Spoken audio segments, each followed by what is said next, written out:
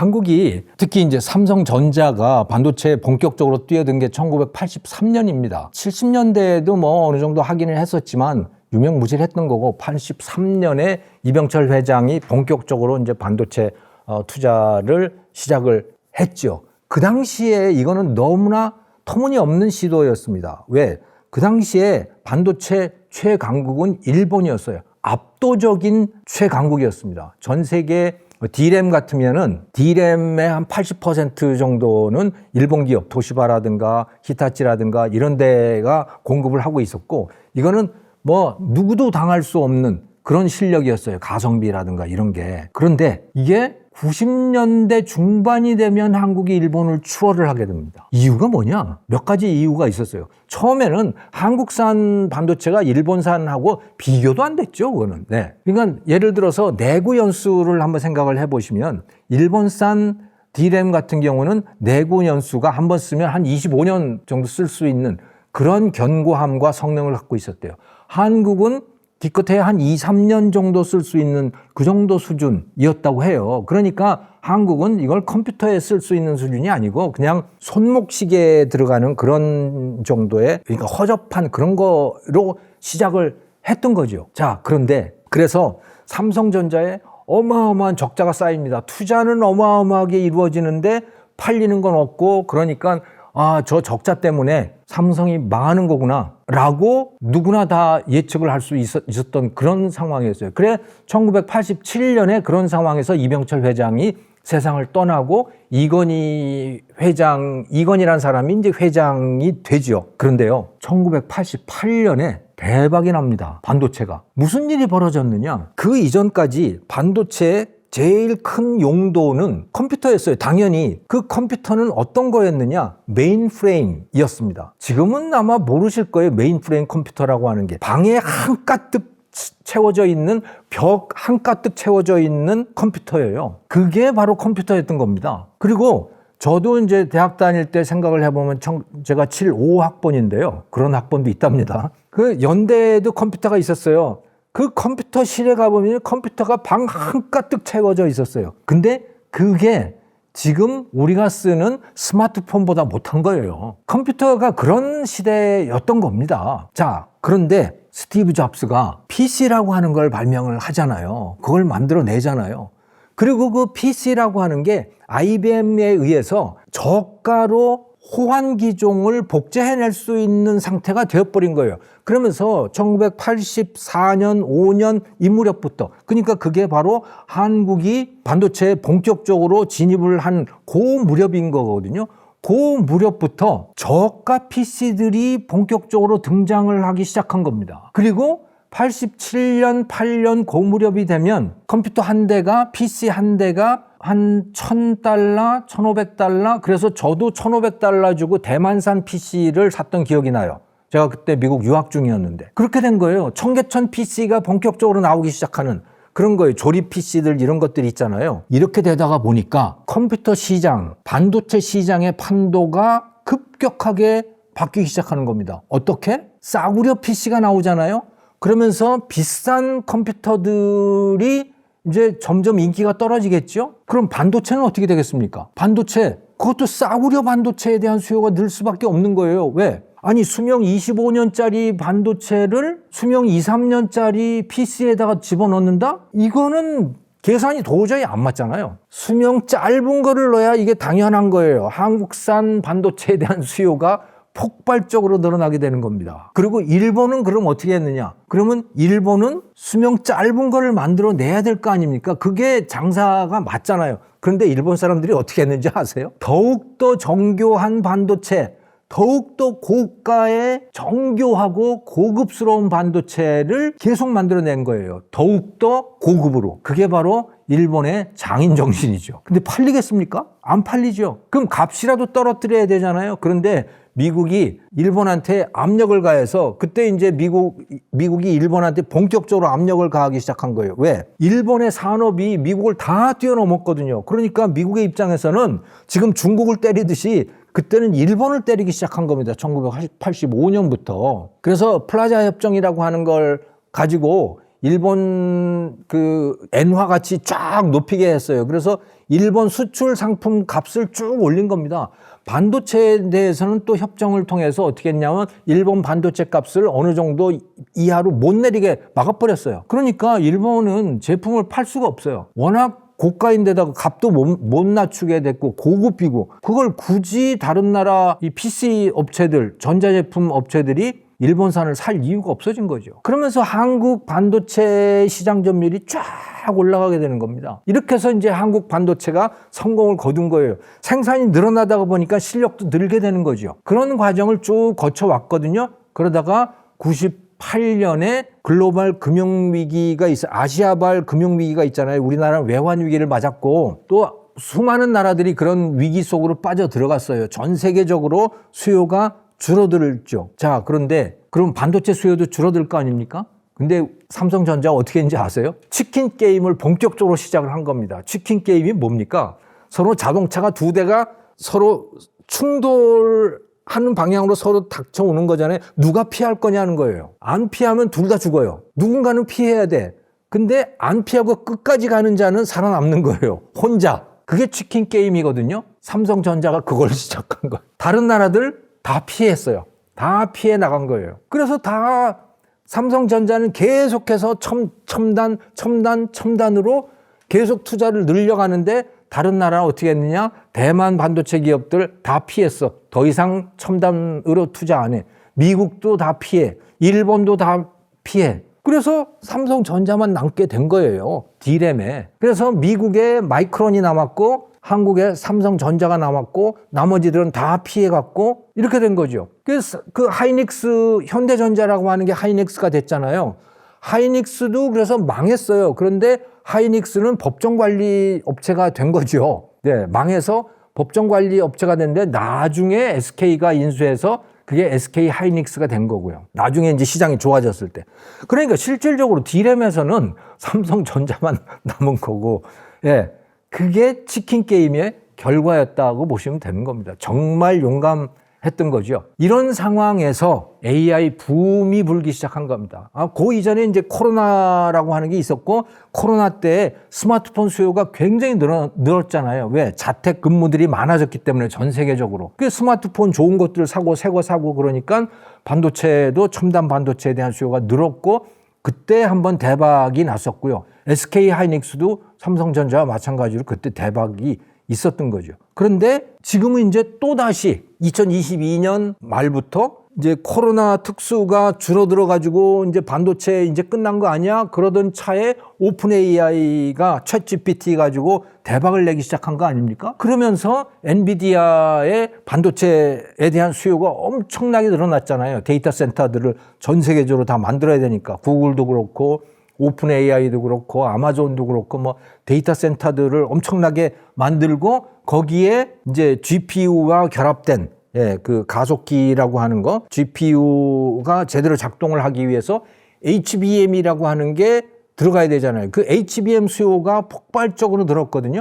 그런데 그 HBM은 뭐냐? HBM은 D램을 여러 겹 쌓아놓은 거예요. D램은 누가 만들어요? 그건 삼성전자, SK 하이닉스, 미국의 마이크론 여기서 만들어요. 대부분 다. 그거를 여러 겹 쌓아서 용접을 해놓은 게 그게 HBM이라고 하는 거예요. 그러니까 이게 잘 나가니까 D램을 만드는 데들이 당연히 잘 나갈 수밖에 없죠. 그런데 SK 하이닉스가 더 잘 나가잖아요. 이유가 뭐냐? 그게 참 묘한 거예요. 이 HBM이라고 하는 아이디어를 내고 처음으로 상품으로 개발한 데가 AMD라고 하는 데입니다. 지금 그 실리콘밸리에 있는 반도체 기업이거든요. 그 이 GPU를 만드는 데들이 제일 큰 데가 엔비디아고 그다음에 AMD예요. 둘 다 대만 CEO들이 일하고 있는 데인데 이 회사들이 뭐냐면 게임 컴퓨터 만드는 업체들인 겁니다. 게임용 반도체를 만드는 데들이었어요. 이게 다. 그게 GPU잖아요. 그런데 AMD가 경쟁에서 이기기 위해서 이제 신제품을 좀 만들어 보려고 어떻게 하면 이 GPU가 더 속도가 빠를 수가 있을까? 속도가 빠르면 빠를수록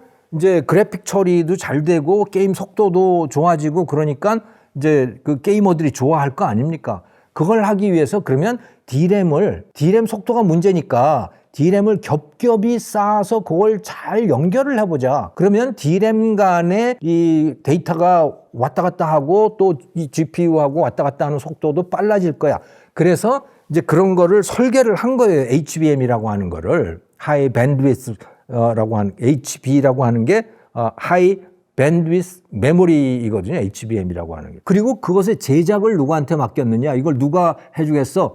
그 SK 하이닉스하고 삼성전자죠. 그래서 여기서 제작을 한 거예요. 그런데 이걸 해서 납품을 받아가지고 실제 게임용 컴퓨터에다가 집어넣어 봤는데 이 게이머들 반응이 영 시원찮은 거예요. 돈만 더 많이 들어가고. 그래서 AMD가 이거 포기했습니다. AMD가 포기를 했는데 그러다가 보니까 삼성전자도 이거 괜히 그냥 돈만 쓰고 했네. 그래서 삼성전자도 그래서 포기를 한 거예요. SK 하이닉스는 그 팀을 그대로 유지를 했어요. 그런데 AI가 대박이 터진 거예요. 그리고 엔비디아가 대박이 터지게 된 거죠. 그러니까 HBM을 계속 만들고 있는 데는 어디입니까? SK 하이닉스죠. 부랴부랴 삼성전자도 다시 그걸 만들기 시작했는데 SK 하이닉스만큼 빨리 나가지는 못하고 있는 상황인 거고, 그래도 제일 실력이 좋은 데가 SK 다음에는 삼성전자고 마이크론이고 뭐 이렇게 된 거죠. 그래서 대한민국 반도체가 이렇게 뜬 거라고 보시면 되는 겁니다. 그런 과정들을 거쳐왔어요. 하지만 한국은 이 파운드리라든가 이런 거는 아직 잘 안 되고 있는 상황이에요. 우리는 메모리 가지고 지금 대박을 내고 있는 상황이다. 이렇게 이해를 하시면 되겠죠. AI가 워낙 잘 나가기 때문에 AI와 관련된 산업들이 저는 잘 될 거라고 봅니다. 그 산업이 뭐냐 그러면 그게 전기 산업이에요. 발전, 또 송전도 굉장히 중요하거든요. 발전과 송전 산업이죠. 자, 그러면 구체적으로 그러면 어떤 게 있느냐? 발전은요, 원자력 발전이죠. 원자력 발전과 관련된 산업, 그것과 관련된 기업들이고요. 그 다음에 송전과 관련된 기업, 사실은 이거는 그야말로 사양산업이었어요. 송전을 하려면 뭐가 필요합니까?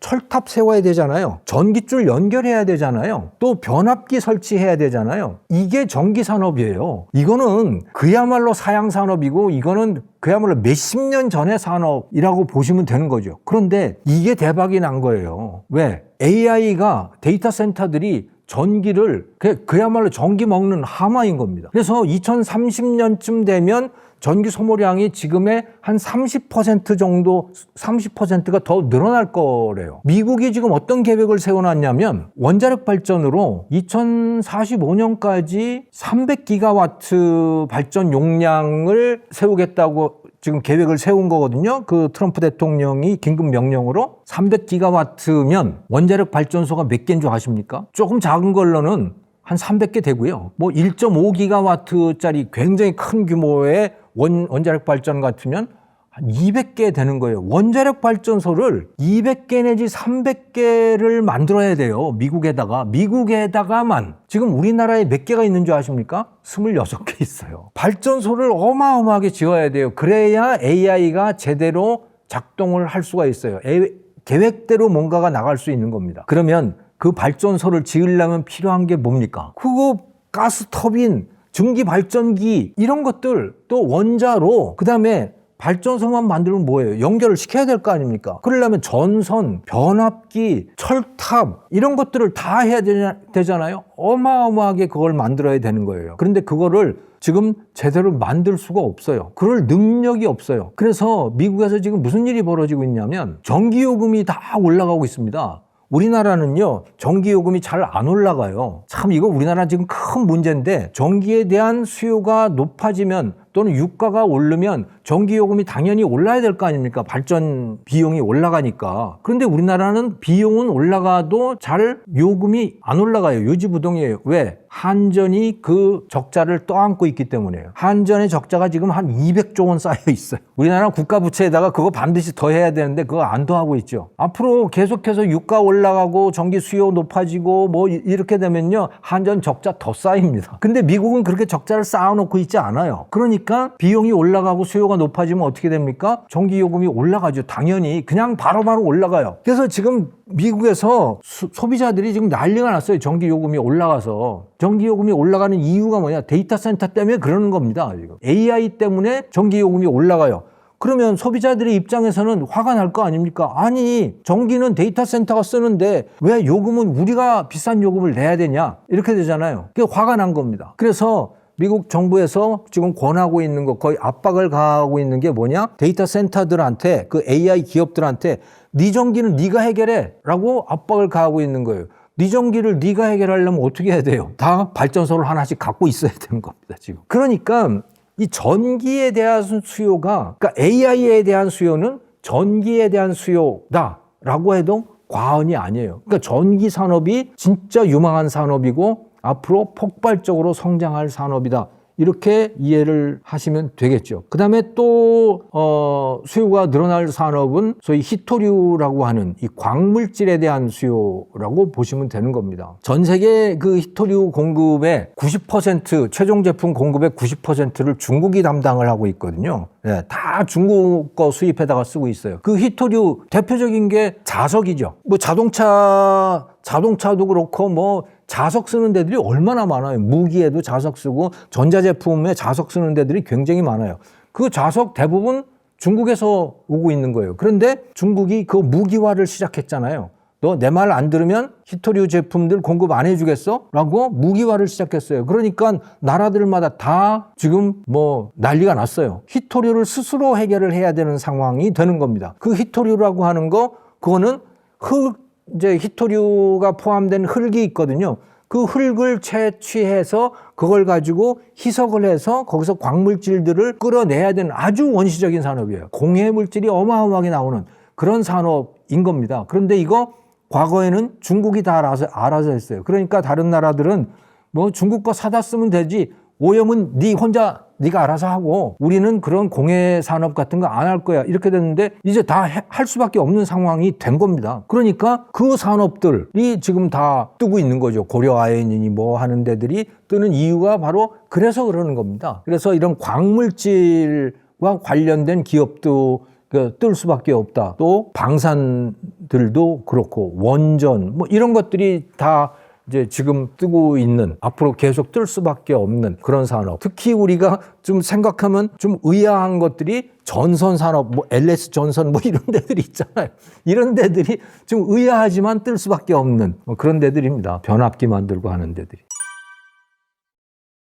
그런 제조 능력이 필요한 것들, 그걸 우리나라가 잘하고 있는 겁니다. 그러니까 이것은 재래식 산업들인 거예요. 재래식 산업인데 이게 지정학적인 반사 이익을 꽤 누리고 있는 거다.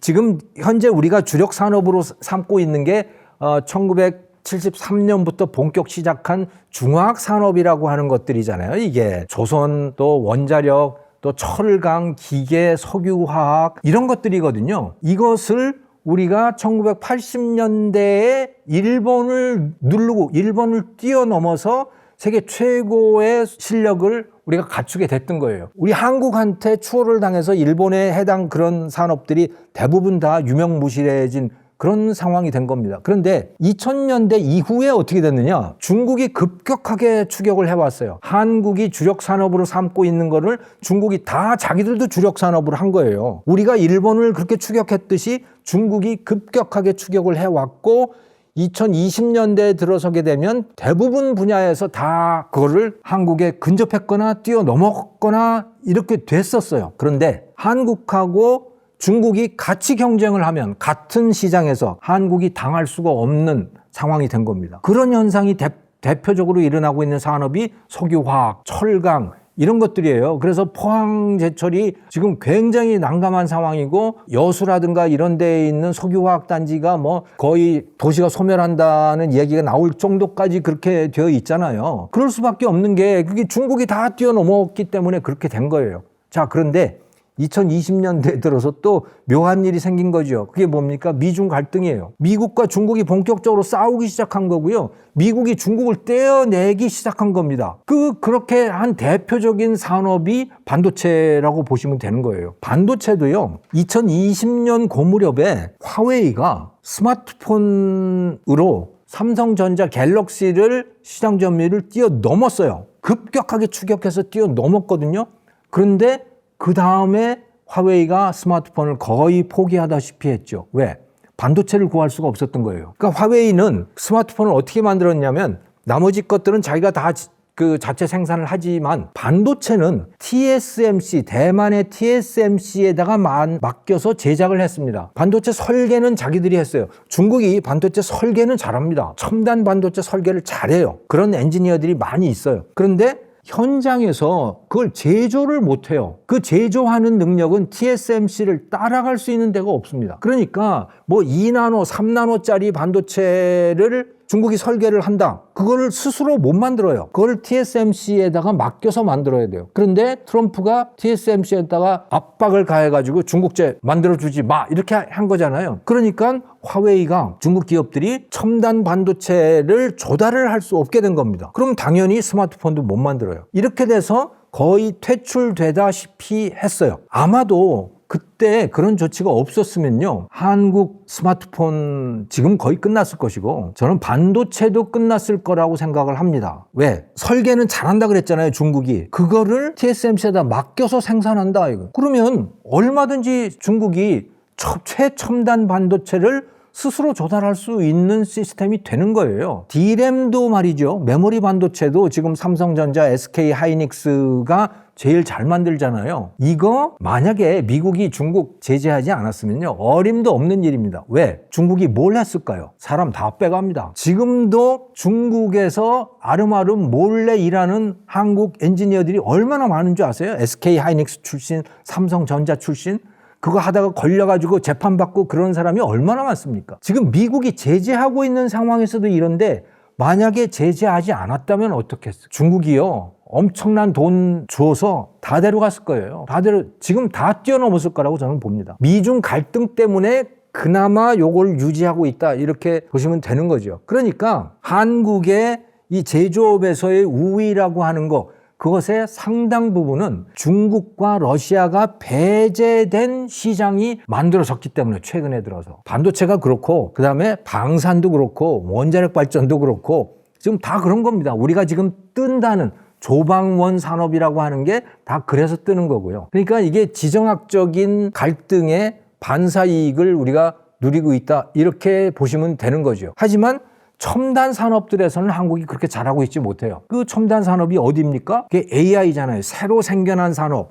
AI. 한국 형편없어요. 또 드론? 이거 첨단 산업이죠. 형편없어요. 우크라이나나 이런 데하고 비교해서, 이란하고 비교해서도 우리가 안 돼요. 그러니까 우리가 지금 강세를 보이고 있는 산업들은 대부분 1970년대에 시작을 해서 1980년대에 일본을 추격하는 데 성공한 산업들. 그게 지정학적인 반사이익을 보고 있다. 이렇게 이해를 하시면 되겠죠. SMR이라고 하는 이 용어가 많이 돌아다닙니다. 이거는 우리말로 번역을 하면 소형 Small Modular Reactor라고 하는 거예요. 소형 모듈 방식의 원자로입니다. 그게 SMR이거든요. 소형은 알겠죠? 그러니까 보통 대형 원자로들이 우리가 알고 있는 원자력 발전소, 그러니까 왜 큰 전기탑이 서 있고 그런 것들이 있잖아요. 그런 것들은 용량이 얼마나 되냐면 그 원자로 속에 이제 원자 핵 분열이 일어나고 있는 그 원자로의 용량이, 발전 용량이 1기가와트에서 한 1.5기가와트 정도가 돼요. 그러면 소형 원전이라고 하는 거는 얼마를 뜻하는 것이냐? 1기가와트가 1000메가와트거든요. 메가와트로 봤을 때 소형은 한 70메가와트에서부터 한 300메가와트까지 그런 발전 용량이에요. 이게 작은 원자로를 이야기를 하고 있는 겁니다. 그 다음에 모듈형이라고 하는 건 뭐냐? 모듈러라고 하는 건 뭐냐? 쉽게 생각하시면 레고 블록 같은 거를 생각을 하시면 되는 겁니다. 레고 블록이 뭐예요? 이게 규격화되어 있는 조그만 블록 같은 거, 그거를 이렇게 저렇게 쌓아서 다른 여러 가지 모형을 만들잖아요. 원자로도 그렇게 하겠다는 겁니다. 소형 원자로들을 여러 개 만들어서 대량 생산을 해서 그걸 가지고 예를 들어 어떤 도시에 예를 들어 2기가와트 용량의 발전이 필요하다. 그러면 한 2000메가와트가 되는 거 아닙니까? 그러면 300메가와트짜리를 몇 개를 만들면 돼요? 7개를 만들면 되잖아요. 그렇게 300메가와트짜리 똑같은 걸 7개를 만들어서 그거를 이제 트럭에다 싣고 가서 현장에 놓고 그걸 조립하겠다라고 하는 그런 아이디어예요. 그게 소형 모듈형 원자로라고 하는 겁니다. 이 SMR을 통해서 기대하는 게 뭐냐면요. 소형으로 모듈형으로 만들게 되면 똑같은 걸 여러 개 만들 수 있잖아요. 공장에서 원자로를 만들겠다는 겁니다. 지금은 그러면 어떻게 만드느냐? 현장에 발전소 부지가 있잖아요. 거기에다가 공사를 하는 거예요. 그럼 공사를 하게 되면 공사하는 기간도 길어지고 거기서 날씨도 바뀌고 수많은 변수들이 있잖아요. 그러면 기간도 오래 걸리고 안전에도 문제가 생길 수 있고 여러 가지 불편한 게 많은 겁니다. 모듈형으로 만들면 어떻게 되느냐? 공장에다가 만들겠다는 거예요. 공장에서 만드는 시설들을 이미 딱 만들어 놓고 거기에서 일종의 조립식으로 만들어 가겠다는 거죠. 부품 같은 것도 딱 규격화 딱 해놓고 이렇게 되면 쉽게 만들 수 있고 빨리 만들 수 있고 안전하게 만들 수 있고 또 여러 개를 만들다 보면 제작 원가도 떨어지게 되고 이럴 수 있잖아요. 그래서 그냥 쉽게 얘기하면 귀뚜라미 보일러에서 보일러 만들듯이 공장에서 그렇게 원자로를 만들어서 값싸게 안전하게 빨리 만들겠다. 이렇게 하면 원자력 발전도 훨씬 저렴해지고 안전해질 수 있다. 이런 거를 기대를 하고 있는 겁니다. 근데 이게 왜 요즘에 각광을 받고 있느냐? 이것은 이미 설명을 드렸듯이 AI 붐이 일어나고 있는 거죠. AI 붐이 일어나고 있는데 그 AI가 그 데이터 센터들이 전기를 엄청나게 잡아먹고 있어요. 근데 그걸 공급할 방법이 없는 거예요. 그걸 공급을 하자니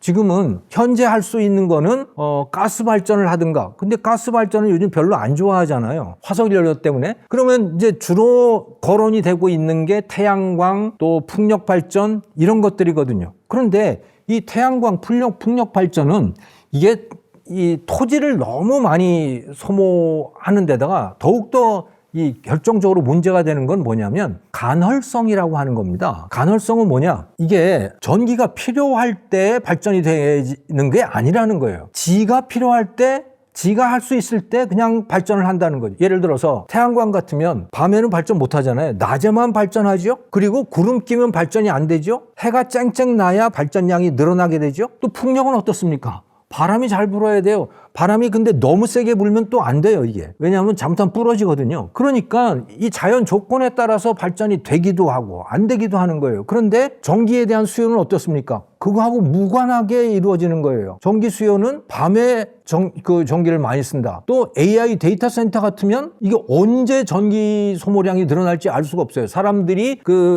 AI 이제 챗GPT라든가 또는 제미나이라든가 이런 때 여기에 접속 많이 할 때 또 전기 수요가 많을 거 아닙니까? 그게 잘 맞지를 않는 거예요, 이게. 그게 문제가 되는 거죠. 자, 그러니 이것을 어떻게 하느냐? 그러면 아예 데이터 센터 옆에다 갖다 놓자. 이런 아이디어인 겁니다. 데이터 센터 옆에다 갖다 놓으면 그러면 송전 수요도 훨씬 줄잖아요. 지금은 이게 대형 원자로를 세우다가 보니까 여기에서 데이터 센터까지 이 전기줄을 끌고 가는 게 이게 보통 일이 아닌 겁니다. 왜? 주민 반대가 너무너무 심해요. 단순히 물리적인 문제뿐만이 아니고 주민들이 그걸 원치 않는 거예요. 우리나라도 송전탑 갖다가 세우려고 그러면 밀양에서도 막 반대하고 스님들 나와서 막 반대하고 그러잖아요. 그러니까 이 문제를 어떻게 해결을 하느냐? 그러면 데이터 센터 옆에다 갖다 놓자 이거예요. 그럼 거기다가 어떻게 하냐? 공장에서 만들어서 거기다 갖다가 뭐 조그만 거 300메가와트짜리 갖다 하나 놓지 이런 아이디어들이라고 보시면 되는 겁니다. 전기가 많이 필요한데 그거는 뭐 원자로 몇 개, 여러 개 갖다가 놓자. 이런 거죠. 그런 아이디어로 시작했다고 보시면 되는 겁니다. 근데 이게 사실은 이 그러니까 전기 1메가와트당 가격을 보면 작을수록 비싸져요. 이게 역설적이죠. 작을수록 비싸지는데 어떻게 소형을 만들면서 싸게 하겠다는 것이냐. 작을수록 비싼 거는요, 압축을 하기가 너무너무 힘들기 때문에 그러해요. 예를 들어서 우리가 핵 추진 잠수함을 만들겠다고 지금 미국하고 서로 합의를 봤잖아요. 그게 될지 안 될지 모르겠지만 제일 어려운 거는 뭐냐면 바로 잠수함 속에다가 원자로를 집어넣는 게 제일 어려운 겁니다. 그게 바로 핵 추진 잠수함이거든요. 그러니까 잠수함 안에다가 원자력 발전소를 갖다가 집어넣어 놓은 게 바로 핵 추진 잠수함이에요. 그걸 뭐 70메가, 80메가 뭐 요 정도 아주 작은 수준의 그런 것들이고, 그걸 만들기가 제일 어렵고요. 큰 것일수록 만들기가 쉽다, 이렇게 보시면 되는 거죠. 자, 그런데 그럼에도 불구하고 이 SMR이라고 하는 것이 방향이 되는 이유는 이미 말씀을 드렸듯이 이렇게 소형으로 만들게 되면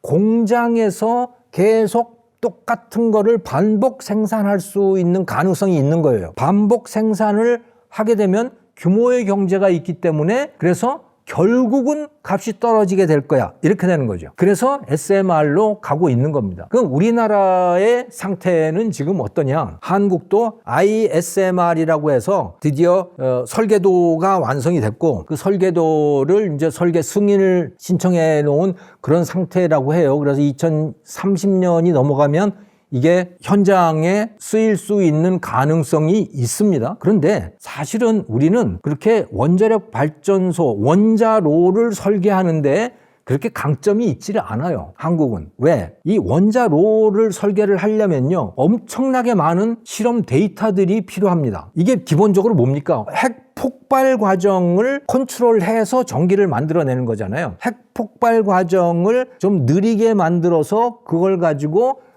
거기서 나온 열로 물을 끓이고 그 끓는 물에서 나오는 증기를 가지고 전기 터빈을 돌려서 발전을 하는 거거든요. 그게 원자력 발전이에요. 자, 그런데 여기서 제일 위험한 부분이 뭡니까? 핵 분열을 잘 통제하는 거거든요. 그런데 우리는 그런 데이터가 기본적으로 없어요. 그렇게 우리가 물리학이 발전해 있지가 않다고요. 그 데이터를 많이 갖고 있는 데가 어디냐? 과학자가 많은 데들이고, 그게 미국이고 러시아고 뭐 이런 거죠. 그러니까 그들은 수많은 실험을 통해서 요걸 조건을 요렇게 바꾸면 핵 분열 과정이 요렇게 바뀌더라 뭐 하는 그런 데이터들을 쫙 갖고 있어요. 우리나라는 그런 데이터가 사실은 거의 없다고 보면 되는 거예요. 우리가 스스로 운영해 본 그 원자로 내의 데이터들만 갖고 있는 거죠. 근데 그 데이터는 기본적으로 뭐냐? 미국의 웨스팅하우스 또는 어쨌든 미국의 설계도를 갖고 만들어 놓은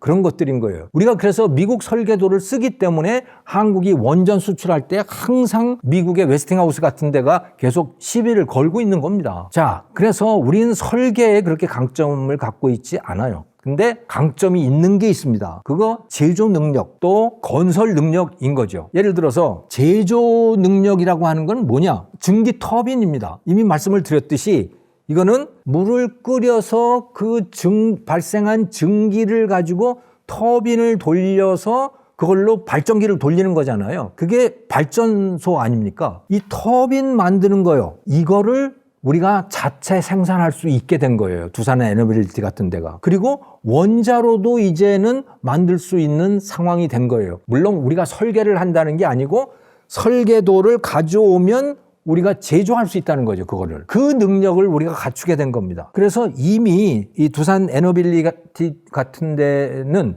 이미 그 미국의 뉴스케일이라든가 테라파워라든가 엑스에너지라든가 이런 원전 설계하는 기업들 있잖아요. 거기하고 이미 파트너십을 다 맺어놓은 상태입니다. 그러니까 우리는 설계보다도 사실은 이 제조 역량에 있어서 강한 거고, 또 하나 현대건설 같은 데도 여기에 강자인데요. 여기도 마찬가지로 설계가 아니고 설계도를 가지고 오면 그 대형 원자력 발전소들 있잖아요. 그걸 지어야 될 거 아닙니까? 그 짓는 거 보면 다 그 콘크리트잖아요. 그게 매우 견고하고 오래가는 콘크리트 구조물을 만들어내야 될 거 아닙니까? 그거를 제일 잘하는 데가 어디냐? 그게 현대건설인 겁니다. 그래서 현대건설도 이미 미국의 이 원전 업체들하고 이미 파트너십을 맺어놓고 있는 것이고, 원자력 발전이 지금 대세가 되어 가고 있는 상황이거든요. 전 세계적으로 보면. 왜? 이미 말씀을 드렸듯이 이 재생에너지만 가지고는 이 전기 수요를 감당을 할 수가 없기 때문에, 그리고 지금 석유가 또 이렇게 문제를 계속 속을 새기고 있는 거 아닙니까? 석유, 가스 뭐 이런 것들이. 그러니까 이제 스스로 발전을 할 수 있는 원전 쪽으로 갈 수밖에 없는 거고, 그렇게 하려면 터빈 또 원자로 또 이걸 그 콘크리트 구조물을 만들어낼 수 있는 실력, 그게 이제 한국 기업들이라고 보시면 되는 거죠. 그래서 한국이 원전 강국이 되어 있는 겁니다. 물론 여기에는 역시 마찬가지로 지정학적인 반사 이익이라고 하는 게 있어요. 이 원전을 제일 잘 만드는 나라가 어디냐? 제일 잘 만들고 제일 많이 만드는 나라가 러시아고 중국입니다. 그런데 서방의 많은 나라들은 이 중국과 러시아에다가 이렇게 국가의 운명이 달린 프로젝트를 맡길 수가 없는 상황이 된 거고, 그래서 한국이 반사 이익을 누릴 수 있게 된 거죠. 또 이렇게 이해하시면 될 것 같습니다. 천궁2라고 하는 이제 한국산 요격 미사일이에요. 이게 요격 성공률이 96%라고 해요. 근데 UAE가 이란으로부터 거의 한 2,000기에 가까운 미사일과 드론 공격을 받았거든요. 근데 전체 평균적으로 보면 92% 요격 성공을 했대요.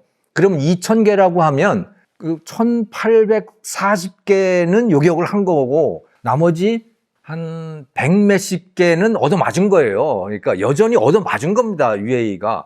그럼에도 불구하고 2,000개를 다 맞는 거에 비해서는 훨씬 낫잖아요. 저 덜 얻어맞으니까. 그런데 그 요격 미사일 중에 한국산이 있는 거예요. 정확히 몇 기가 있었는지는 잘 모르겠는데, 천궁2라고 하는 한국산 미사일이 있고, 이것의 요격 성공률은 96%였다고 합니다. 그러니까 100개가 날아오면 그중에 96개는 맞고 4개는 맞추지 못하는, 그런 상황인 거죠. 그런데 그럼에도 불구하고 엄청난 정확성인 거예요. 그래서 이 천궁2라고 하는 게 이 한국산 미사일, 요격 미사일이라고 하는 게 굉장히 성능이 좋구나라고 하는 게 이번 전투를 통해서 본격적으로 드러난 거죠. 실전에서 이게 드러난 겁니다. 그러니까 빨리 이것을 갖춰야겠다라고 누구나 다 생각을 할 거 아닙니까? 근데 이번을 생각을 해보면요, 이란이 쏜 게 한 2,000기가 되잖아요. 그걸 막기 위해서 몇 개를 쐈겠어요, 요격 미사일을. 2배는 최소한 더 쐈다고 생각하시면 됩니다. 자, 그러면 당연히 UAE의 무기 창고는 비어 있겠죠. 빨리 이걸 채워야 됩니다. 빨리 채워야 되는데 여기에 뭘 가지고 채울 거냐? 그들이 가장 원하는 건 아마도 미국산일 거예요. 패트리엇 미사일이라고 하는 것일 거예요. 패트리엇 미사일은 그런데 미국이 공급해 줄 수가 없어요. 왜? 미국도 지금 창고가 비어가고 있잖아요. 그리고 그 패트리어트를 만드는 만드는 능력이라고 하는 게 1년에 1,000기도 안 돼요. 미국 내에서 만들 수 있는 능력이라고 하는 게. 그걸 만들면 자기 창고를 채워놔야 되잖아요. 남의 나라에 줄 여유가 없는 거예요. 그런데 한국은 지금 전쟁을 하고 있는 상태가 아니니까 무기 창고들이 채워져 있을 거 아닙니까? 그것을 지금 방산업체에서 만들면 계속해서 공급해 줄 수가 있는 거죠. 거기다가 굉장히 정확도가 높고 플러스 가성비도 또 좋은 거예요. 이게 요격률이 96%라고 했지만 이것은 사실은 한국산 패트리어트라고 했어요. 그러니까 패트리어트 미국산을 기본적인 모델로 하고 그 기술들을 담고 있는 거고, 거기에 이제 러시아 기술도 어느 정도는 가미가 되고 그렇게 해서 만들어 놓은 이 요격 미사일인데요. 근데 미국산이 있고 한국산 천궁이 있고 또 이스라엘산이 또 있습니다. 이스라엘의 데이빗 슬링이라고 하는, 다윗의 팔매 뭐 이런 거 있잖아요. 그게 데이빗 슬링이라고 하는 건데 이게 비슷한 역할을 합니다. 근데 가격이 어떻게 되냐면요, 미국산 패트리어트는 뭐 평균적으로 하면 한 50억 돼요. 1기당 50억. 한국산은 15억, 이스라엘도 15억 정도 하는 거예요, 가성비가. 자, 그런데 UAE 입장에서는 그러니까 한국산이 매우 매력적이겠죠? 값도 싸지, 금방 또 공급해 준다지, 그 정확도도 상당히 높지. 근데 이게 이스라엘산도 있잖아요. 비슷하단 말이에요. 근데 이스라엘산은 좀 깨름직해요. 왜? 아니, 이스라엘은 유대교고 자기들은 이슬람교잖아요. 그러니까 이스라엘하고 너무 친하는 것은 자기들로서는 원치 않아요. 그런데 한국이라는 나라는 뭐 그거하고 아무 관계가 없잖아요. 그러니까 한국산을 선호할 수밖에 없는 거죠. 그래서 지금 이와 같은 무기 시장이 형성되고 있는 거고, 이거는 UAE뿐만이 아니고 사우디, 카타르 주변 국가들 다 마찬가지고요. 또 저기 동유럽에 러시아하고 전쟁을 해야 되는 전쟁 가능성이 높아지고 있는 그 나라들, 폴란드라든가 에스토니아, 루마니아, 핀란드, 스웨덴, 이쪽 나라들도 다 지금 비슷한 입장일 거예요. 미국산을 들여오자니 미국이 공급을 못 해줘. 이스라엘산, 그쪽은 이제 이스라엘산을 쓸 수도 있겠죠. 하지만 그건 못지않게 정확도가 높은 한국산에 대한 수요가 굉장히 높아져 있는 상황이다. 이렇게 이해를 하시면 될 것 같아요. 그 연구소들이 추산을 해놓은 숫자에 따르면 기름값이 오르면, 그러니까 배럴당 $100 정도가 유지가 될 경우에 한국 경제가 부담해야 되는 추가 손실, 추가 유가 구입 대금, 그게 한 1년에 25조 원 정도가 된대요. 그런데 한편으로 방산 수출이 늘어나서 얻을 수 있는 추가 수입이 한 26조 원 정도로 추산을 하더라고요. 그러니까 두 개가 비슷비슷해요. 그러니까 방산이라고 하는 게 좀 상징적인 의미가 있어서 굉장히 사람들이 열광을 하고 그러는데, 사실은 방산이라고 하는 게 그렇게 규모가 크지를 않아요. 우리 반도체를 보면 한 $1,500억 되는데 방산은 한 $200억 뭐 이 정도예요. 그러니까 이게 50%가 늘어난다고 하더라도 $100억 정도 늘어나는 수준. 이 반도체 수출 늘어나는 거하고는 비교가 안 될 정도로 뭐 그 정도 수준이에요. 네. 하지만 여전히 뭐 그것은 꽤 중요한 것이고, 그래서 그 단순 숫자 비교만 놓고 본다면 뭐 방산 수출 늘어나서 늘어나는 수입하고 유가 때문에 보는 손실하고 해서 되게 비슷하다라고 이제 이렇게 볼 수가 있는데, 하지만 더욱더 큰 거는 한국이 굉장히 중요한 나라가 되어 간다라고 하는 거, 이게 굉장히 중요한 사실입니다. 한국 무기를 좀 줘. 이건 무기를 수입해 간다는 거는요, 이건 단순한 무슨 수출 정도의 문제가 아니잖아요. 그 나라에 의존하게 된다는 거거든요. 정치적으로 의존하게 된다. 또 지정학적으로 의존하게 된다는 건데, 한국이 그런 나라가 되어가고 있는 거예요. 중요한 나라가. 예를 들어 UAE라든가 사우디라든가 또는 폴란드라든가 이 나라들이 자기의 운명을 한국에다가 어느 정도 맡기는 그 상대방이 되어가고 있는 거예요. 이게 굉장히 중요한 의미인 거죠. 근데 이것은 좋은 것인가? 뭐 한편으로는 뿌듯하기도 하지만 한편으로는 매우 위험한 일입니다, 이게. 왜? 책임을 져야 되잖아요. 전쟁의 당사국이 되어가는 겁니다. 생각을 해보십시오. UAE가 한국 무기를 가지고 이란 미사일을 막아내잖아요? 그러면 이란의 입장에서는 어떻겠습니까? 저거 봐라? 한국이라는 나라가 아주 괘씸하네? 당연히 이렇게 되겠죠. 이란이 그런 입장을 갖게 되면 중국은 또 어떻겠어요? 이란하고 친한 중국은. 또 러시아는, 북한은 어떻겠습니까? 지금 이런 문제예요, 이게. 그래서 한국이 굉장히 중요한 나라로 부상하고 있다. 이건 분명한 사실이에요. 그런데 우리가 그걸 감당할 수 있는가?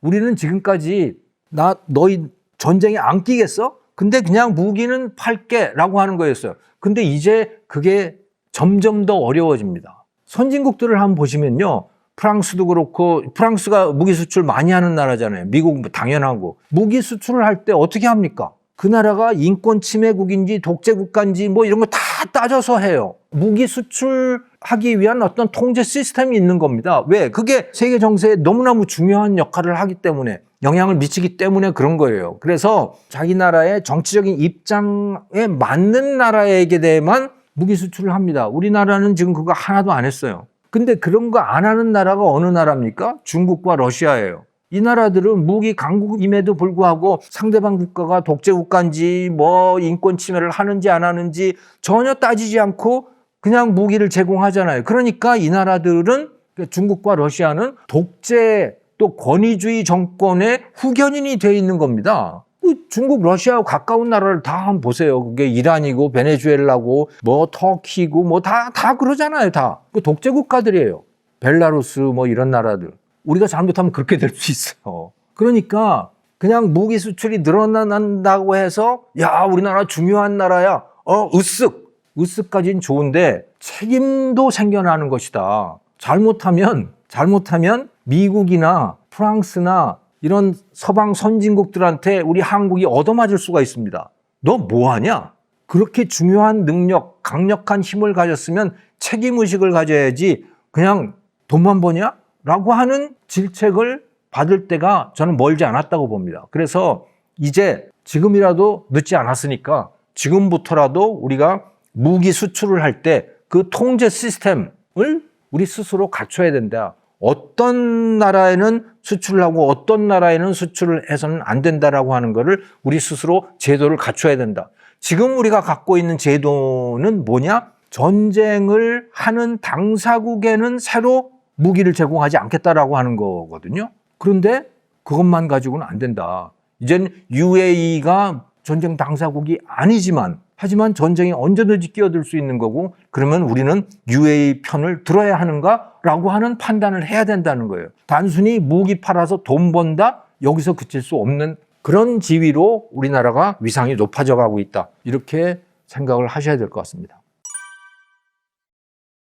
이번 이란 전쟁 이전까지도 한국 무기를 선택을 하고 중국 무기나 러시아 무기를 선택하지 않는 나라들이 꽤 있었어요. 이거는 정치적인 선택입니다. 또 지정학적인 선택인 거예요. 우리나라는 중국이나 러시아와 같이 갈 수 없다라고 입장을 정한 나라들이 있잖아요. 그게 지금 유럽 국가들인 겁니다. 특히 동유럽 국가들. 동유럽의 폴란드, 체코, 루마니아, 또 에스토니아 이런 나라들은 이게 다 이제 러시아하고 국경을 접하고 있거든요. 그러니까 우크라이나 전쟁이 어떻게든 끝난다면 다음 타겟은 자기라고 생각하는 나라들인 거예요. 동유럽 국가들이. 그러면 러시아산 무기는 당연히 들어올 수 없겠죠? 러시아하고 전쟁을 해야 되는데 러시아산 무기를 쓸 수는 없잖아요. 그렇게 되면 잘못하면 자기들이 이용을 당하고 그 무기가 무력화될 수도 있고 그러기 때문에. 그러면 어떤 무기를 써야 되냐 그들의 입장에서는 미국 또 나토 표준의 무기를 써야 돼요. 중국산 무기는 어떠냐? 중국은 러시아하고 너무 가까워졌잖아요. 그러니까 러시아, 중국 다 마찬가지로 쓸 수 없어요. 그러면 나토 표준의 무기를 써야 되는데 그 나토 표준의 무기를 생산하는 나라는 어디냐? 미국, 독일, 프랑스, 영국 이런 나라들인 거죠. 그런데 이 나라들은 자기 나라 무기를 생산하기도 바빠요. 왜냐하면 지금까지 GDP의 1.5%, 2% 뭐 요 정도만 국방비에 쓰고 있었어요. 그런데 여기 우크라이나 전쟁이 터지고 또 미국의 트럼프 대통령이 막 압박을 가하고 그러니까 이것을 4.5%, 5%까지 늘려야 되는 상황이 된 겁니다. 그러니까 이 무기와 관련된 지출이 지금보다 2배, 3배가 늘어나야 되는 상황인 겁니다. 이 나토 회원국들이. 그러면 거기에 방산업체들, 독일의 방산업체, 프랑스의 방산업체 이런 데들은요. 그 무기를 생산을 하는데 최대한으로 지금 생산을 하고 있거든요. 풀 가동을 하는 상황이에요. 그런데 그걸 가지고 자기네 나라 병기고를 채워야 되는 상황인 거죠. 다른 나라에다가 그걸 제공할 수 없어요. 그걸 제공해 줄 수 있는 나라, 나토 표준과 서로 호환이 되면서 제공해 줄 수 있는 나라가 어디냐? 그게 대한민국, 터키, 이스라엘 이런 나라들인 겁니다. 근데 여기에서 재래식 무기라고 하면 뭐 미사일이라든가 또 이 전차라든가 자주포라든가 뭐 잠수함 뭐 이런 것들을 말을 하는 거죠. 이거를 제일 빨리 만들고 가성비 좋게 만들고 잘 만들 수 있는 나라가 어디냐? 그게 한국인 거예요. 그래서 한국 무기에 대한 수요가 급격하게 늘어나고 있는 거죠. 전 세계가 전쟁의 시대로 접어들고 있기 때문에. 그런데 앞으로 이거는 더욱더 폭발적으로 늘어날 거라고 보는 게 한국 무기에 대한 수요가. 왜냐? 이번에 베네수엘라 특수작전 또 이란 전쟁을 통해서 확인된 게 있습니다. 그거는 뭐냐? 중국, 러시아산 무기가 형편없더라라고 하는 거예요. 특히 방어 무기가 형편없다. 대공 방어망 무기가 형편없다라고 하는 게 지금 확실히 드러났잖아요. 그렇기 때문에 베네수엘라가 속수무책으로 당했던 거고 이란도 이 하늘이 완전히 뚫려버린 거 아닙니까? 네. 그들이 전쟁을 계속하고 있는 거는 공격은 하고 있어요. 하지만 방어는 전혀 못하고 있는 상황이다. 이렇게 보시면 돼요. 자, 그러니까 중국 무기, 러시아 무기를 쓰고 있던 나라들이 많았거든요. 특히 이게 중동 국가들이 중국 무기를 많이 썼고, 중동, 동남아시아, 또 아프리카, 이 저소득 국가들이 있잖아요. 이런 데들이 중국산 무기, 러시아산 무기를 많이 썼어요. 그런데 이제 그거 쓸 수 있겠어요? 방공망은 저거 완전히 그냥 고철 덩어리네? 이게 돼버린 거 아닙니까? 그러니까 아마 그런 나라들도 어떻게든 한국산 무기를 쓰려고 아마도 이제 그 협상을 하러 오고 그럴 가능성이 저는 매우 높다고 봐요. 그렇기 때문에 한국이 이제 매우 조심해야 된다. 한국산 무기가 전 세계로 퍼져나간다고 생각해 보십시오. 이거는 전쟁의 원흉이 되는 겁니다. 잘못하면. 정말 조심해야 돼요. 이제 정치적으로. 네, 그래서 우리가 어떤 입장을 가지고 어떤 노선, 어떤 이념을 가지고 이 무기를 공급을 해야 되는 건지를 우리 스스로 결정을 해야 되는 상황에 왔다. 저는 이렇게 생각합니다. GFP라고 하는 겁니다. Global Firepower Index라고 하는 것인데, 이거는 이제 핵을 제외한 군사력을 가지고, 그러니까 병력 숫자, 국방 예산, 무기 보유 정도 뭐 이런 걸 여러 개를 가지고 가중치를 해서 합산을 해서 점수 매겨서 그걸 가지고 순위를 매긴 거예요. 여기를 보면요. 1위는 당연히 미국, 그 다음에 러시아, 중국, 인도, 그 다음에 한국이에요. 1, 2, 3, 4위를 보시면 이게 다 인구가 최소한 3억은 넘어가는 나라들이지. 미국이 3억 5천, 러시아는 한 1억 5천 되는구나. 중국이 14억, 인도는 15억, 이렇게 되는 거예요. 병력 숫자가 어마어마한 나라들이고, 국방비 규모도 뭐 엄청난 나라들이에요. 인구가 많기 때문에 기본적으로 그런 거죠. 또 그 러시아라는 나라는 원래 그 소련 때부터 그 엄청난 무기 생산 능력을 갖고 있고, 군대를 갖고 있고, 그런 나라였던 거죠. 미국하고 전쟁을 대결을 계속 했던 나라이기 때문에. 그런데 한국이 그 다음이에요. 한국은 인구가 5천만 밖에 안 돼요. 정말 엄청난 거예요. 그러면 한국 밑에는 누구냐? 프랑스, 영국, 이탈리아, 뭐 이런 나라들이 그게 한국 밑에 있어요. 자, 그런데 이것이 얼마나 무의미한 숫자냐 생각을 한번 해보세요. 한국은 핵이 없잖아요. 미국이 핵을 뒷받침해주고 있는 거죠. 네, 어쨌든 한국은 핵이 없습니다. 핵 전쟁을 하면요, 한국 무기 아무 쓸모 없습니다. 서울에 핵무기 하나 떨어진다고 생각을 해보세요. 무슨 전쟁을 합니까? 우리가 또 무슨 보복을 얼마나 하겠어요? 네, 뭐 현무라고 하는 걸 가지고 뭐 북한을 보복 공격을 한다고 하는데 글쎄요, 핵무기는 감당할 수 없습니다. 근데 우리는 핵무기가 없잖아요. 북한은 핵무기가 있잖아요. 프랑스, 영국 다 핵을 갖고 있는 나라예요. 그래서 UN 상임이사국입니다. 우리는 핵무기가 없는데 도대체 군사력이 세계 5위라고 하는 게 무슨 큰 의미를 갖고 있겠어요. 거기다가 더욱더 의미가 없는 거는 우리가 전쟁을 할 그 상대방 국가들을 한번 놓고 생각을 해보십시오. 우리가 전쟁을 할 나라가 어디입니까? 북한이죠. 북한, 중국, 러시아예요. 전쟁이 난다면 이 나라들하고 전쟁이 나게 돼 있습니다. 일본하고는 전쟁을 할 이유가 없잖아요. 우리가 일본하고 뭐 때문에 전쟁을 하겠어요? 자, 그런데 중국하고 우리 군사력이 상대가 됩니까? 물론 우리가 고슴도치 전략을 하는 데는 의미가 있어요. 즉, 중국이 우리를 침략해 들어온다고 할 때 우리도 너희들 엄청난 피해를 줄 수 있어. 이런 정도의 군사력은 우리가 갖고 있는 거지만, 그러지만 중국하고 무슨 상대를 할 수 있겠어요? 우리가 러시아하고 상대를 할 수 있겠습니까? 네. 우크라이나처럼 상대를 할 수는 있겠죠. 하지만 그 이상의 의미는 없는 거예요. 그러니까 뭐 군사력 5위다라고 하는 게 사실은 아무 의미도 없는 숫자고, 괜히 그 숫자 가지고 으쓱하는 거죠. 우리가 이 정도까지 왔어? 하고 으쓱하는 거예요. 으쓱할 수 있는 게 있긴 있어요. 그게 뭐냐? 무기를 생산할 수 있는 능력, 그 무기의 성능, 가성비, 생산 속도, 이런 거, 특히 이 재래식 무기에서는 그런 거죠.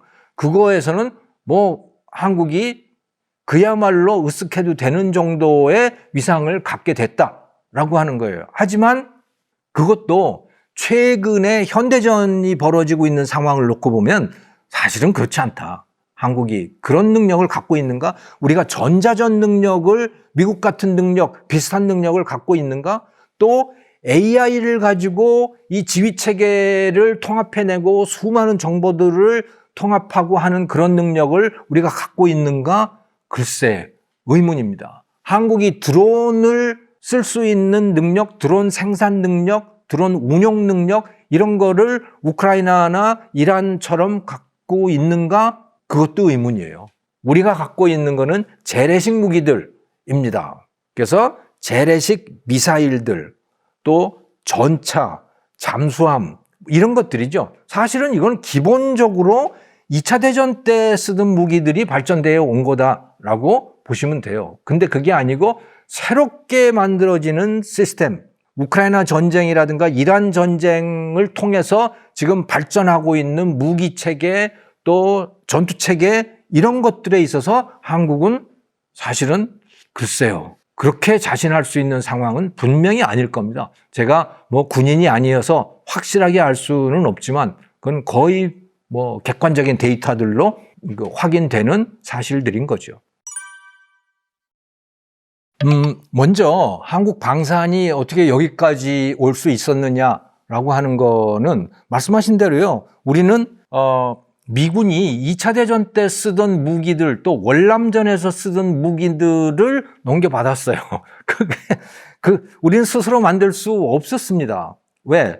뭐 기본적으로 산업이 그만큼 발전해 있지 않았었고 그런 중화학공업, 철강, 기계 이런 산업 자체가 존재하지 않았기 때문에 그랬던 거예요. 그런데 언제부터 이게 생겨났느냐? 그건 1971년 그때부터라고 보시면 되는 건데 왜 그때부터 부랴부랴 이게 생겨났느냐? 그거는요, 미군이 떠났기 때문입니다. 미군이 이 땅을 떠나가기 때문에 갑자기 큰일이 나게 됐던 거예요. 그럼 미군은 왜 떠나게 됐던가? 이 땅에서 지켜주겠다고 해놓고 떠나게 된 이유는 월남전 때문에 그렇게 됐던 겁니다. 월남전에서 미군이 1960년대에 완전히 늪에 빠져버렸어요. 뭐 얼마 안 걸리고 끝날 수 있는 전쟁이라고 생각을 하고 월남에 들어가서 그 월남에 이런 그 민주 정권을 세우고 그걸 친미 정권으로 만들고 공산 정권을 붕괴시키고 이렇게 하려고 들어갔어요. 시간이 얼마 안 걸릴 거라고 생각을 했던 겁니다. 그리고 한국군도 거기 파병을 했었잖아요. 그런데 이게 완전히 늪이 되어 버린 겁니다. 도저히 그들의 이 공산 베트남군을 당할 수가 없었고 그래서 수많은 미군 병사들이 죽었고 엄청난 돈이 들어가고 끝날 기미는 전혀 보이지 않고 이렇게 됐던 거죠. 그래서 어떻게든 이걸 빠져나와야겠다.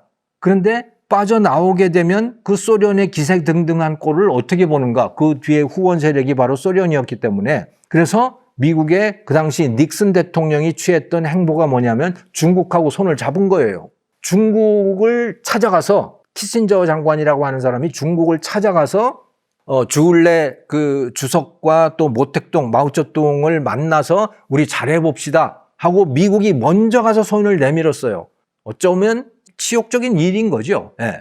그런데 그때 마침 중국하고 소련이 서로 사이가 멀어졌어요. 그러니까 미국의 계산은 뭐였냐면 중국을 끌어안아서 반소 노선을 분명히 하자. 그렇게 되면 소련이 격리가 되게 되고 그러면 소련의 힘이 약해질 거야. 그래서 중국을 끌어안은 겁니다. 그 결국은 이제 소련이 나중에 붕괴가 되잖아요.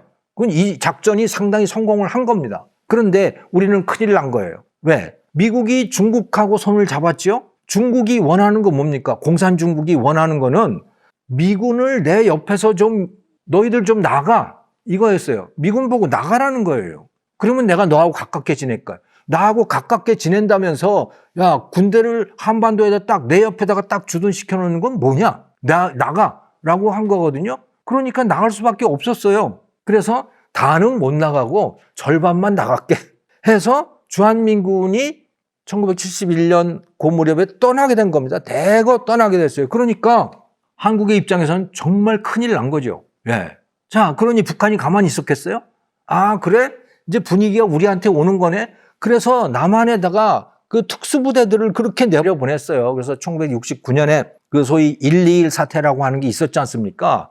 그 저와 비슷한 연배이신 시청자들께서는 다 기억하시겠습니다만은 제가 중학교 입학하던 해에 있었던 일이고 제가 바로 그 현장에 청운중학교에 입학을 했었는데 바로 거기였어요. 그게 청와대 뒤편이거든요. 네. 그래서 청운중학교 학생도 죽고 그랬었죠. 거기서. 자, 그런데 왜 그랬느냐? 이제 김일성의 입장에서는요, 떠보는 겁니다. 미국을. 내가 이렇게 가도 우리를 공격 못할 거지, 너.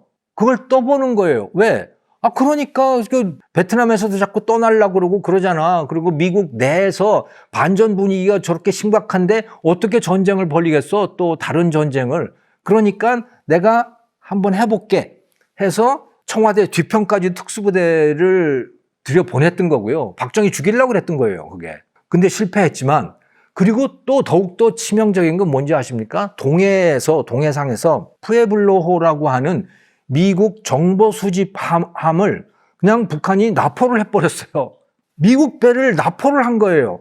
그런데 미국이 보통 예전 같았으면요, 항공모함 보내서 당연히 평양을 공격했을 겁니다. 그런데 꼼짝 못하고 아무것도 못하고 있었어요. 왜? 미국 내 반전 분위기 때문에 전쟁을 벌일 수 없는 상황이 되어버린 겁니다. 그러니 한국의 입장에서는 어떻겠습니까? 야, 정말 큰일 난 거예요. 전 세계적으로 보면 대땅뜨 분위기입니다. 그러니까 화해 분위기인 거예요. 왜? 미국, 중국이 손을 잡았으니까. 그리고 미군이 베트남에서 철수를 하고 있으니까 이거는 화해 분위기인 거예요. 하지만 한반도는 큰일 난 거예요. 그래서 부랴부랴 이제 자체 무장을 할 수밖에 없잖아요. 네. 그래서 부랴부랴 군수공장을 만들기 시작했는데 잘 안 되는 거예요, 이게. 무기를 갑자기 만든다고 무기가 만들어집니까, 그게? 그래서 할 수 없이 어떻게 하느냐? 소위 중화학 투자라고 하는 걸 그때부터 본격적으로 시작을 합니다. 무기를 만들려고 하니까 미국이 무기 기술을 잘 주지도 않아요. 왜냐하면 잘못하면 여기 전쟁 벌이게 생겼거든. 박정희 대통령이 북한하고 잘못하면 전쟁을 벌일까 봐 그게 두려운 거예요. 좀 조용했으면 좋겠는데. 그래서 박정희 대통령이 했던 게 1973년부터 중화학 투자라고 하는 걸 하기 시작하는 겁니다. 그래서 철강 공장 만들고 조선소 만들고 뭐 기계공업 만들고 창원공업단지라고 하는 거 있잖아요. 지금 창원이라고 하는 데가 그 방위산업체의 본거지 아닙니까? 그 창원 일대에다가 이제 중화학 투자를 하기 시작하는 거예요. 그래서 한편으로는 정부가 돈을 막 쏟아붓는 거죠. 국영은행으로부터 막 그 투자, 그러니까 대출도 해주고 이렇게 하면서 그 대가로 어떻게 하는 거냐. 자, 기계공업이 있잖아요. 그게 이제 그 현대양행 뭐 이런 데 또 조선소 뭐 이런 데들이었습니다만 투자를 해주는 대가로 너희 70%는 민수용품을 만들어서 수출해. 그걸로 돈 벌어. 나머지 30%는 무기 만드는 거야. 그 무기는 국가에서 군대에서 사줄게. 이런 시스템을 만들게 됩니다. 그게 방위산업체 개념인 거예요. 한편으로는 민수용품을 만들어서 예를 들어 조선소 같으면 이제 선박을 만들어서 수출을 하는 거죠. 근데 30%는 군함 만들고 잠수함 만들고 뭐 이렇게 된 거예요. 그런 시스템이 출범을 하게 됩니다. 이게 나중에 이제 중국이 그런 시스템을 다 가져가서 중국이 사실은 지금 그런 시스템으로 돼 있거든요. 네.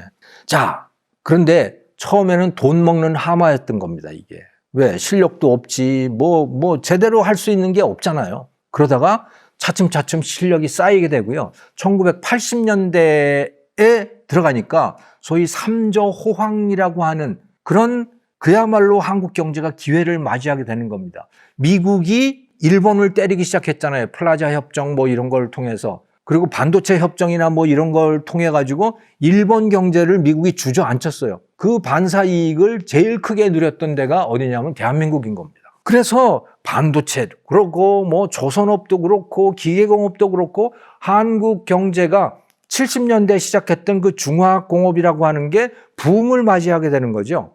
그렇게 되니까 돈을 많이 벌 거 아닙니까? 그 돈이 또 방위산업에 또 투자가 될 거 아니에요? 이런 선순환 구조를 마련하게 됐던 겁니다. 그래서 한국 경제가 중화공업이 크면서 방위산업이 크게 됐는데 여기에 또 하나 매우 중요한 요인이 생긴 거예요. 그게 뭐냐면 1991년에 소련 붕괴예요. 소련이라는 나라가 붕괴가 돼버렸잖아요. 그러니까 미국이라든가 서방 진영 국가의 입장에서는 적이 없어진 겁니다. 지금까지 무기를 생산한 이유가 뭐예요? 군대를 기른 이유가 뭡니까? 그거는 소련하고의 전쟁을 염두에 뒀던 거예요. 언제든지 소련이 공격할지도 모르겠다라고 하는. 근데 소련이 붕괴가 돼버렸어요. 그러면 적이 없어졌잖아요. 그럼 무기를 생산할 이유도 없어진 거죠. 군대가 무기를 잔뜩 사놓을 이유도 없어진 겁니다. 그래서 무기 구매 예산이 급격하게 쪼그라들었어요. 그러면 그 방산업체들은 어떻게 되겠습니까? 일감이 없어지는 거죠. 그래서 다 문 닫고 합병하고 쪼그라들고 다 이렇게 된 거예요. 예. 그리고 그 나라들은 그 돈, 국방에 썼던 돈을 어디에다 쓰겠습니까? 그게 복지에다 쓰고 교육에다가 쓰고 그래서 복지국가가 되는 거예요. 그 나라들은. 근데 이 군수산업, 방산은 쪼그라드는 거죠. 자, 그런데 우리나라는요. 북한이 여전히 그러고 있잖아요. 만약에 북한이 그때 붕괴가 됐었으면 우리도 그렇게 됐을 거예요. 근데 북한이 여전히 그러고 있는 거예요. 그러니까 우리는 방위산업을 없앨 수가 없어요. 계속 유지하고 있어야 되는 상황이에요. 그런 나라가 몇 나라가 있었습니다. 그게 어디냐? 한국, 이스라엘. 이스라엘도 계속 전쟁하는 나라죠. 그 다음에 1989년 이후에 중국이에요.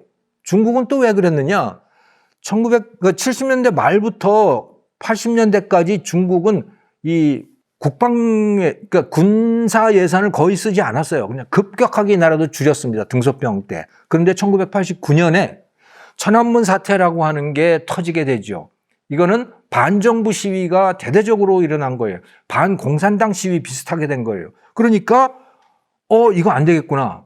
잘못하면 공산당 체제가 무너질 수도 있겠구나. 그래서 계속해서 이 군사비에 대한 투자를 계속 늘려갔던 겁니다. 그래서 세계에서 이 군사비 예산을 계속해서 썼던 몇 나라들이 있는 거예요. 그게 한국, 이스라엘, 또 저 중동에서 또 터키라고 하는데 터키 에르도안이 들어오면서 또 군사비 예산을 굉장히 많이 늘렸고 또 이제 푸틴에 들어와서 러시아가 또 군사 예산을 많이 늘리고 이렇게 하면서 이제 방산들이 이렇게 커져갔던 거죠. 그런데 이제 중국과 러시아 진영을 빼고 나면 그 다음에 남는 거는 대한민국이 남게 되는 거예요. 특히 재래식 무기에서는. 근데 현대식 무기, 그 방공망 시스템이라든가 또 AI라든가 이런 데서 최강자는 지금 이스라엘인 거고요. 미국을 제외하고 나면 이스라엘이고 지금 강자로 부상하고 있는 나라가 우크라이나라고 보시면 되는 겁니다. 우크라이나가 엄청난 방산 강국이 되어가고 있습니다. 왜? 데이터가 쌓여가고 있거든요. 어마어마한 데이터가 쌓여가고 있는 겁니다. 데이터라고 하는 건 바로 경험을 뜻하는 거죠. 그 경험을 AI와 결합하고 있는 겁니다. 지금 우크라이나가. 왜? 드론이라고 하는 게 기반이 돼 있죠. 그리고 우크라이나는 미국의 팔란티어 같은 그 실리콘밸리의 방산 기업들 있잖아요. 거기하고 지금 협업을 시작을 한 거예요. 왜 그럼 미국 기업은 우크라이나 같은 허접한 나라와 협업을 할까? 데이터 때문에 그런 거예요. 실전 경험을 어마어마하게 하고 있잖아요. 그러니까 AI를 훈련을 시키려면 실전 경험이 있어야 되는 거거든요. 일반 AI들도 마찬가지 아닙니까? 예. 사람이 어떻게 행동을 하는지 현실에서 어떤 일들이 벌어지고 있는지를 다 데이터화해서 그걸 가지고 AI를 훈련을 시켜야 되잖아요. 그 데이터를 제일 많이 갖고 있는 데가 어디냐? 바로 우크라이나인 거예요. 계속해서 끊임없이 그 데이터가 생성이 되고 있는 거죠. 그래서 미국 기업, 또 독일 기업, 이 나토의 유럽 기업들하고 우크라이나가 지금 협업을 본격적으로 시작을 한 거고 지금 방산 강국이 되어가고 있는 겁니다. 근데 재래식 무기 분야에서는 한국이 강국이 되어 있는 상황이고 이렇게 이해할 수 있겠습니다.